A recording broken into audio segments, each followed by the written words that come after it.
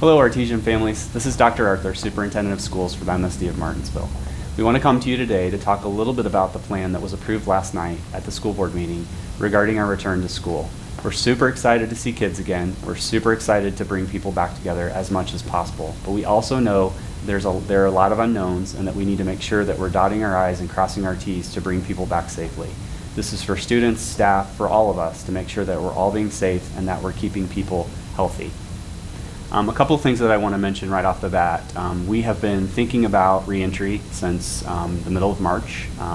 While certainly our teachers were working hard to roll up their sleeves and get ready for e-learning and make that adjustment, we began right off the bat working on ways in which we knew we were going to have to support kids to bring them back to school eventually. What we didn't know at that time was that it would be months down the road. And so we have received a great deal of information from the governor's office, from the Department of Education, from the CDC, from the Morgan County Health Department, from the Indiana State Department of Health, as well as some other entities I'm probably not thinking about right now.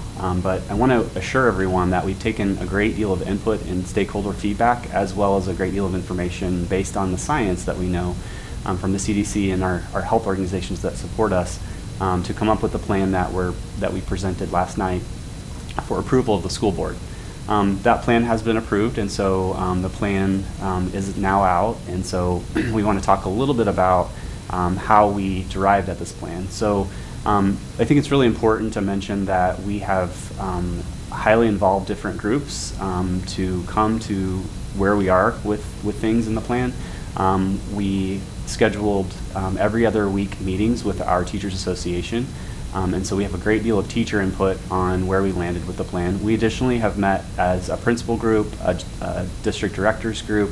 Those individuals have given a great deal of input as well on where we landed. And so we know no plan is perfect. One of the things that we know is that we have to take into consideration that things are going to change, and things may change even between today and the start of school on August 12th. And so we fully intend to start school on green, and Mr. Buckler will talk a little bit about the system that we'll be using to communicate to you about where we are and what level. But it will be a lot like when we make a decision about weather, as an example, inclement weather. And so Mr. Buckler will talk a little bit about those stages, but I want to make sure that everyone understands that, again, we are going to start at green as of today. But we have 4 weeks until school starts, and numbers are on the rise at this moment in Indiana, and we know that this may change between now and the 12th. What's imperative, though, is that we put a foundational plan forth that you know, depending upon which direction the state goes, that you'll know what to expect. And that was the intention of this plan and why so much stakeholder feedback went into it. So at this time, I'm going to turn things over to Mr. Buckler, our Assistant Superintendent, ask him to talk a little bit about the plan that was approved last night. Mr. Buckler? Happy Friday, Artesians. I hope that this message finds you well after many months and weeks away from our schools. We are very excited at the prospect of getting our students and staff back in the buildings for the first day of school, which will be on August the 12th. And shortly, either later today or over the weekend, we will share the plan to you in its entirety, but I just want to hit some of the highlights with you. First of all, in the development of this plan, our goal or our objective really was twofold. We want to limit the movement and interaction that our students have with each other throughout the school day, and we also want to limit the amount of materials that they're sharing between each other. So as you look at the plan in the coming days, have those two pieces in mind. We're trying to keep our students from having a great deal of movement, and we're trying to limit the amount of materials that they're sharing. As Dr. Arthur mentioned, we're going to be operating on a stoplight plan. Green will be where we begin on August the 12th, or where we hope to begin on August the 12th. And green means that students will be present in school.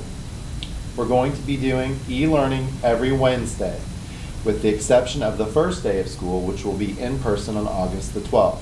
Green means that all students will attend in the school buildings on Mondays and Tuesdays, Thursdays and Fridays, and they will participate in e-learning on Wednesdays.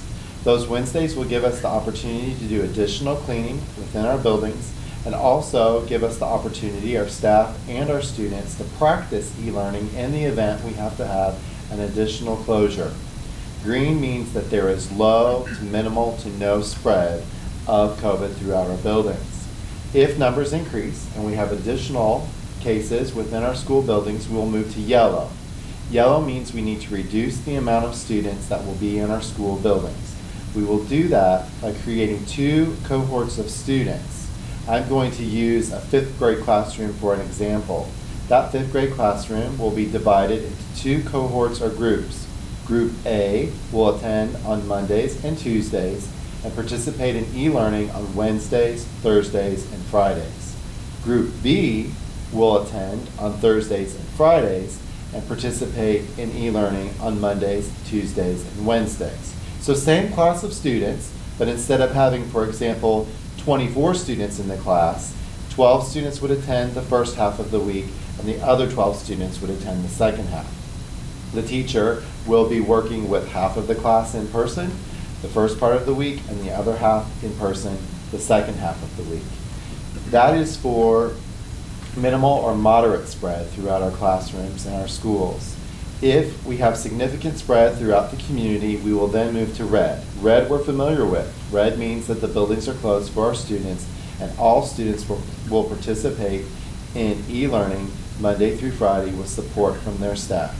The other objective of this plan is to give us multiple paths that we can follow based on information that we're receiving from the governor's office, from our local health department, or from the state health department.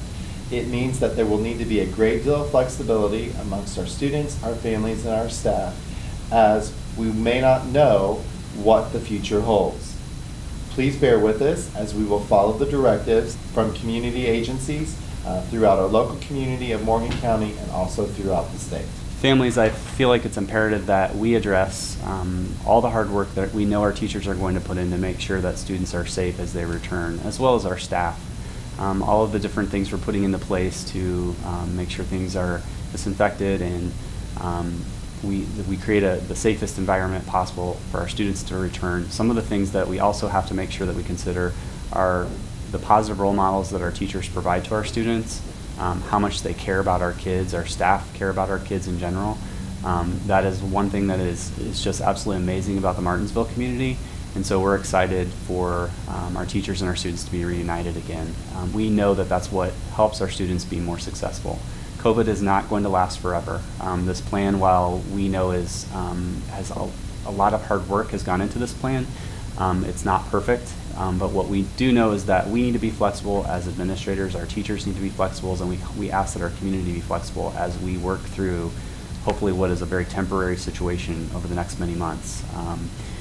I would again like to mention that we have worked with a great deal of different people and they've helped us come up with this plan and get to this point. And so we believe that for the greater whole that this is a good approach for us as a Martinsville community in getting kids back to school.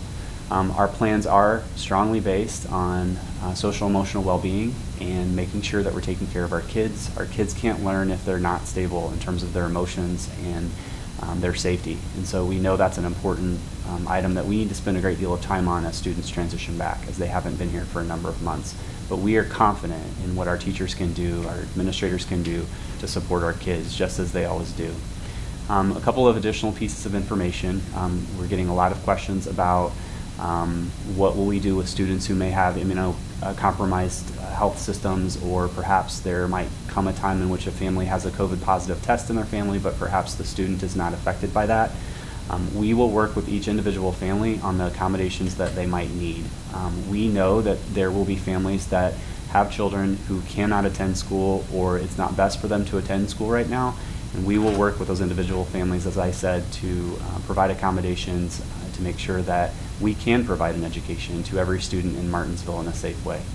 Additionally, I would like to bring a little light to the mask conversation. I know that it continues to bubble all over the state.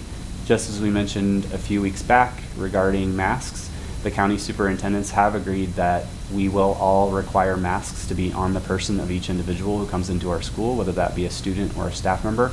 They will be highly encouraged throughout the day. They will be required in times in which students cannot socially distance or staff cannot socially distance. And so students should be prepared with a mask when they come to school, and be prepared to wear that mask again in times in which they cannot socially distance from other students.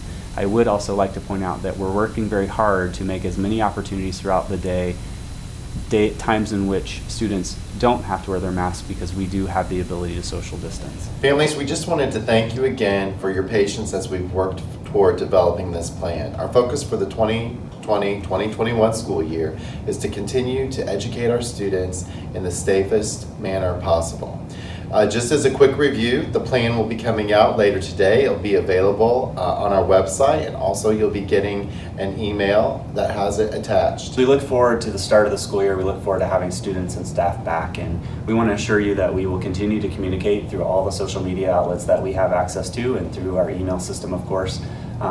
In all the ways that we get information out, we will continue to communicate those pieces to you in a timely manner. We appreciate your patience, and we look forward to kids coming back very soon. Thank you.